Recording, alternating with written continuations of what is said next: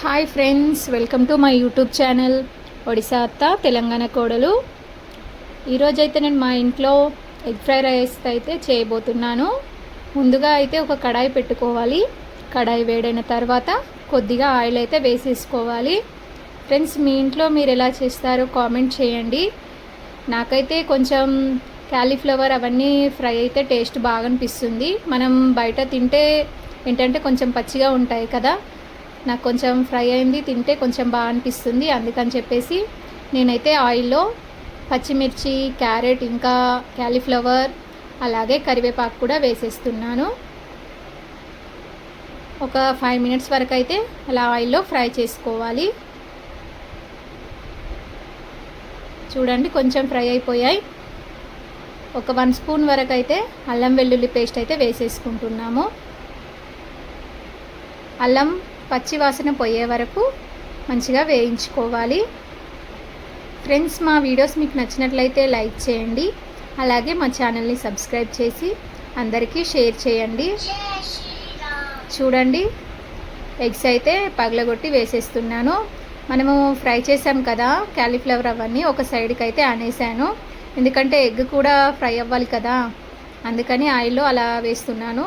చూడండి, అలా సైడ్కి అయితే అనేసాను. ఎందుకంటే ఇప్పుడు మనం ఎగ్ పగలగొట్టిన తర్వాత అవి దాంట్లోనే ఉంటే పచ్చిమిర్చి అవన్నీ కూడా ఎగ్కి పట్టేస్తాయి కదా, అందుకని అలా సైడ్కి అయితే అనేసాను. మనం ఎగ్ పగలగొట్టిన తర్వాత వెంటనే అలా అనకుండా ఒక 2 మినిట్స్ 5 మినిట్స్ అలా ఆగి అంటే కొంచెం ఎగ్ అనేది చిన్న చిన్న పీసులుగా అయిపోతుంది. మనం వెంటనే అనేసామనుకో ఎగ్ అనేది కనిపించకుండా చాలా చిన్న ముక్కలుగా అయిపోతుంది. చూడండి, ఎగ్ కూడా కొంచెం ఉడికిపోయింది. తర్వాత 1 స్పూన్ వరకు అయితే పసుపు వేసుకోవాలి.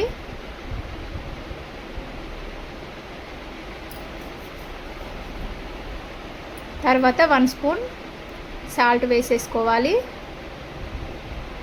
ఇవన్నీ మంచిగా కలుపుకోవాలి. మనం ముందుగా అయితే అన్నం అంతా మంచిగా కలుపుకోవాలి. విడివిడిగా కలుపుకున్న తర్వాత కడాయిలో వేసేసుకోవాలి. తర్వాత 2 స్పూన్స్ వరకు అయితే ధనియాల పౌడర్ వేసేసుకుంటున్నాము. మేమైతే ఎక్కువగా అయితే సూర్య మసాలా అయితే వాడతాము. టేస్ట్ కూడా చాలా బాగుంటుంది. చూడండి, ఇవన్నీ వేసిన తర్వాత మంచిగా కలిపేసుకోవాలి. ఎంతో టేస్టీగా ఉండే ఎగ్ ఫ్రై రైస్ రెడీ. మీరు కూడా మీ ఇంట్లో ఒకసారి ట్రై చేసి చూడండి. చాలా సింపుల్ ప్రాసెస్. చూడండి, చాలా బాగుంది కదా. బయట అయితే కారం వేసి చేస్తారు కదా, అలా కాకుండా నేనైతే పచ్చిమిర్చితో చేశాను. చివర్లో అయితే కొద్దిగా కొత్తిమీర వేసేసుకుంటే ఎగ్ ఫ్రై రైస్ అయితే రెడీ అయినట్లే. ఓకే ఫ్రెండ్స్, మీకు నచ్చినట్లయితే లైక్ చేసి అందరికీ షేర్ చేయండి. Bye friends.